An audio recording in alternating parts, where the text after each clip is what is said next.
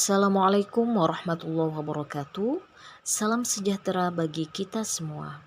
Alhamdulillah, pada pertemuan kali ini kita masih diberi nikmat sehat oleh Allah Tuhan Yang Maha Esa, sehingga masih bisa mengikuti pembelajaran daring kolaboratif manajemen sekolah. Dalam pertemuan kali ini, Ibu akan membahas terkait kepemimpinan dan supervisi pendidikan. Adapun CPL pada perkuliahan kali ini yaitu mahasiswa diharapkan dapat memahami peran strategis kepemimpinan dalam mengelola lingkungan belajar yang kondusif, serta peran supervisi dalam meningkatkan kualitas pengajaran. CPL yang kedua, melalui pemahaman mendalam terhadap konsep ini, diharapkan mahasiswa akan mampu menjadi pemimpin dan pengawas pendidikan yang efektif. Konsep dasar kepemimpinan. Kepemimpinan di sini yaitu merujuk pada proses atau kemampuan memimpin atau membimbing orang-orang atau kelompok dalam mencapai tujuan tertentu. Kepemimpinan dalam konteks pendidikan mencakup keterlibatan aktif dalam mengarahkan, memotivasi, dan memfasilitasi perkembangan peserta didik. Adapun kepemimpinan dalam sekolah yaitu kepala sekolah sebagai pemimpin dalam sebuah lembaga pendidikan tersebut, kemudian guru sebagai pemimpin dalam proses pembelajaran, dan administrator pendidikan berperan sangat penting karena mempengaruhi efektivitas pengajaran, pembelajaran, dan pengelolaan lembaga pendidikan. Dalam kepemimpinan sekolah dasar, tentu ada beberapa gaya kepemimpinan yang diterapkan oleh beberapa kepala sekolah dalam memimpin sebuah lembaga pendidikan. Nah, gaya kepemimpinan di SD ini sangat variatif, tergantung pada nilai-nilai dan budaya sekolah serta karakteristik kepala sekolah. Beberapa gaya kepemimpinan yang sering ditemui di lingkungan pendidikan, yakni di sekolah dasar antara lain yang pertama, kepemimpinan otoriter, di mana kepala sekolah memiliki kendali penuh atas pengambilan keputusan. Yang kedua, instruksi dan aturan diberlakukan secara tegas dan juga tidak banyak melibatkan partisipasi guru, siswa, atau staf dalam pengambilan keputusan. Gaya kepemimpinan yang kedua yaitu kepemimpinan demokratis, di mana kepala sekolah mempromosikan partisipasi dan keterlibatan dari semua pihak, termasuk guru, siswa, dan staf. Keputusan juga diambil melalui diskusi dan musyawarah. Untuk pengembangan kebijakan, sekolah juga melibatkan secara kolaboratif dan juga atas pertimbangan bersama. Yang ketiga, kepemimpinan transformatif, di mana kepala sekolah memiliki visi yang kuat dan mendorong inovasi. Kemudian, kepala sekolah juga fokus pada pengembangan potensi individu dan pengembangan budaya sekolah yang positif. Gaya kepemimpinan selanjutnya yaitu kepemimpinan berbasis pelayanan, di mana kepala sekolah melihat dirinya sebagai pelayan yang melayani kebutuhan guru, siswa, dan staf. Prioritas kepala sekolah yaitu memastikan kesejahteraan dan perkembangan anggota sekolah. Kemudian kepala sekolah juga memupuk iklim sekolah yang inklusif. Nah, gaya kepemimpinan selanjutnya yaitu kepemimpinan berbasis tim, di mana kepala sekolah membangun tim yang kuat dan mendorong kerjasama di antara semua anggota sekolah. Keputusan kepala sekolah diambil secara kolaboratif oleh tim dan juga mendorong pertukaran ide dan peningkatan mutu pengajaran. Gaya kepemimpinan selanjutnya yaitu kepemimpinan instruksional, di mana fokus utama kepala sekolah adalah meningkatkan kualitas pengajaran dan pembelajaran, memberikan dukungan dan bimbingan kepada guru dalam meningkatkan keterampilan mengajar, dan juga aktif terlibat dalam pengembangan kurikulum dan strategi pembelajaran. Dan gaya kepemimpinan yang terakhir yaitu kepemimpinan berbasis kepakaran, di mana kepala sekolah memiliki keahlian dalam bidang pendidikan, menunjukkan kemampuan dan pengetahuan yang mendalam dalam memandu guru dan siswa, dan juga mendorong pengembangan profesional dalam area spesifik. Dalam kepemimpinan sekolah dasar, tentu ada beberapa gaya kepemimpinan yang diterapkan oleh beberapa kepala sekolah dalam memimpin sebuah lembaga pendidikan. Nah, Gaya kepemimpinan di SD ini sangat variatif, tergantung pada nilai-nilai dan budaya sekolah serta karakteristik kepala sekolah. Beberapa gaya kepemimpinan yang sering ditemui di lingkungan pendidikan, yakni di sekolah dasar antara lain, yang pertama kepemimpinan otoriter, di mana kepala sekolah memiliki kendali penuh atas pengambilan keputusan. Yang kedua, instruksi dan aturan diberlakukan secara tegas dan juga tidak banyak melibatkan partisipasi guru, siswa, atau staf dalam pengambilan keputusan. Gaya kepemimpinan yang kedua yaitu kepemimpinan demokratis, di mana kepala sekolah mempromosikan partisipasi dan keterlibatan dari semua pihak, termasuk guru, siswa, dan staf. Keputusan juga diambil melalui diskusi dan musyawarah. Untuk pengembangan kebijakan, sekolah juga melibatkan secara kolaboratif dan juga atas pertimbangan bersama. Yang ketiga, kepemimpinan transformatif, di mana kepala sekolah memiliki visi yang kuat dan mendorong inovasi. Kemudian, kepala sekolah juga fokus pada pengembangan potensi individu dan pengembangan budaya sekolah yang positif. Gaya kepemimpinan selanjutnya yaitu kepemimpinan berbasis pelayanan, di mana kepala sekolah melihat dirinya sebagai pelayan yang melayani kebutuhan guru, siswa, dan staf. Prioritas kepala sekolah yaitu memastikan kesejahteraan dan perkembangan anggota sekolah.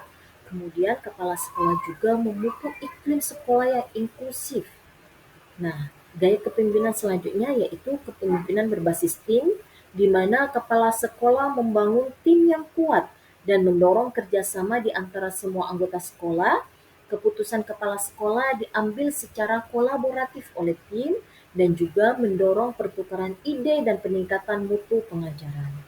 Gaya kepemimpinan selanjutnya yaitu kepemimpinan instruksional, di mana fokus utama kepala sekolah adalah meningkatkan kualitas pengajaran dan pembelajaran, memberikan dukungan dan bimbingan kepada guru dalam meningkatkan keterampilan mengajar, dan juga aktif terlibat dalam pengembangan kurikulum dan strategi pembelajaran.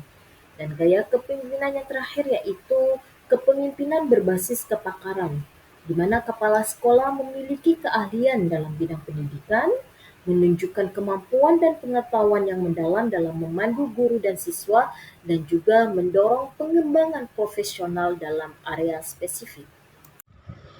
Selanjutnya materi terkait supervisi pendidikan. Rekan-rekan mahasiswa mohon dapat menyimak dengan baik. Kepala sekolah merupakan top leader dalam suatu lembaga pendidikan. Sebagai seorang pemimpin, kepala sekolah bertanggung jawab dalam mengelola sumber daya yang ada di dalam sekolah. Menurut Permendiknas Nomor 13 Tahun 2007 bahwasanya ada 5 kompetensi yang wajib dikuasai oleh seorang kepala sekolah, yaitu kompetensi kepribadian, kompetensi manajerial, kompetensi kewirausahaan, kompetensi sosial, dan kompetensi supervisi. Kompetensi supervisi ini masuk dalam salah satu 5 kompetensi yang wajib dikuasai oleh seorang kepala sekolah. Adapun langkah-langkah supervisi yang biasa diimplementasikan oleh kepala sekolah di jenjang sekolah dasar yaitu meliputi pra-supervisi, di mana kepala sekolah membuat perencanaan supervisi dengan baik dan mengkomunikasikan kepada guru-guru terkait kesiapan supervisi sesuai dengan jadwal yang sudah dibuat. Kepala sekolah juga memeriksa perangkat pembelajaran yang digunakan mengajar pada saat supervisi.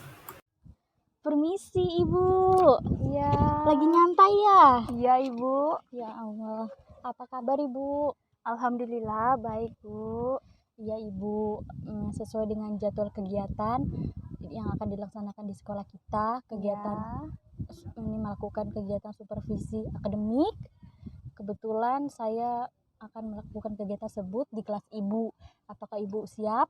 Oh iya Ibu bisa. Kebetulan juga ini saya sedang menyusun perangkat pembelajaran untuk besok. Silahkan Ibu lihat. Ya Ibu.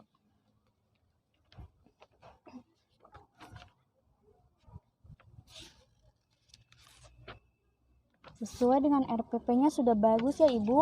Ya. Pengaturannya juga sudah sistematis, sudah lengkap.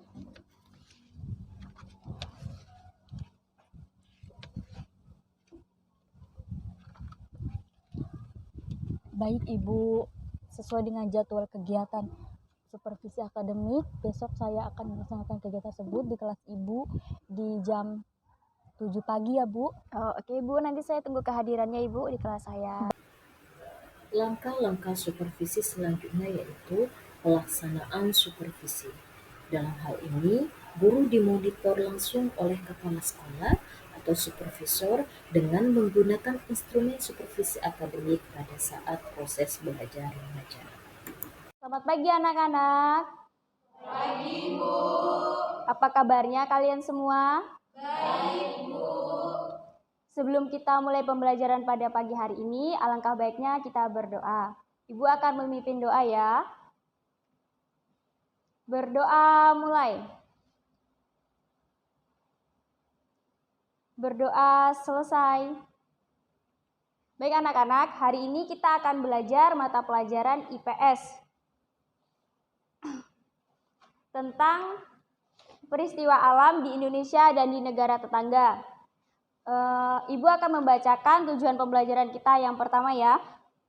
Tujuan pembelajaran kita yang pertama yakni melalui penjelasan siswa dapat mengidentifikasikan peristiwa alam di Indonesia dan di negara tetangga. Yang kedua, melalui tanya jawab, siswa dapat menyebutkan 5 peristiwa alam yang terjadi di negara tetangga. Yang ketiga, melalui tanya jawab, siswa diharapkan dapat melakukan komunikasi yang meliputi keaktifan, kerjasama, dan disiplin. Oke, Ibu akan menjelaskan sedikit apa itu gejala alam. Gejala alam merupakan peristiwa atau kejadian alam yang terjadi karena pengaruh yang ditimbulkan oleh alam itu sendiri. Perlu adik-adik ketahui bahwa gejala alam itu ada 2 jenisnya. Yang pertama, dia bermanfaat untuk manusia. Yang kedua, itu merugikan manusia. Yang merugikan manusia itu seperti bencana alam. Di antaranya banjir, gunung meletus, angin topan, gempa, dan lain sebagainya. Pasti adik-adik sudah mengerti kan? Sudah pada tahu? Iya, Bu. Ya. Di sini Ibu ada mempunyai gambar. Ini yang tadi Ibu sebutkan. Yang apa? Yang merugikan manusia itu ini yang tadi. Ada tanah longsor, ada banjir, ada tsunami, gunung meletus, kebakaran hutan, ada angin topan, dan juga gempa. Nah, yang bermanfaat bagi manusia itu contohnya seperti matahari. Setelah pelaksanaan supervisi, langkah selanjutnya yaitu pasca supervisi, di mana kepala sekolah memberikan beberapa rekomendasi terkait beberapa indikator yang harus ditingkatkan lagi oleh seorang guru. Assalamualaikum Ibu. Waalaikumsalam Ibu Katarina, silakan duduk. Baik Ibu, terima kasih. Mohon maaf Ibu, tadi saya dipanggil ya? Iya Ibu, oh iya Ibu, sesuai hasil supervisi akademik secara keseluruhan Ibu sudah baik ya Ibu. Ya. Namun ada beberapa catatan ya Ibu. Catatan yang pertama itu pada kegiatan awal belum ada mengabsen ya Ibu. Ibu lupa ya? Iya Ibu, tadi kelupaan. Oh iya Ibu, mohon nanti diperbaiki lagi ya Ibu. Baik Bu. Kemudian di kegiatan inti belum menguasai materi ya Bu. Iya Bu. Iya, nanti lebih ditingkatkan lagi ya Bu. Baik Bu. Iya, kemudian media yang digunakan kurang efektif Bu.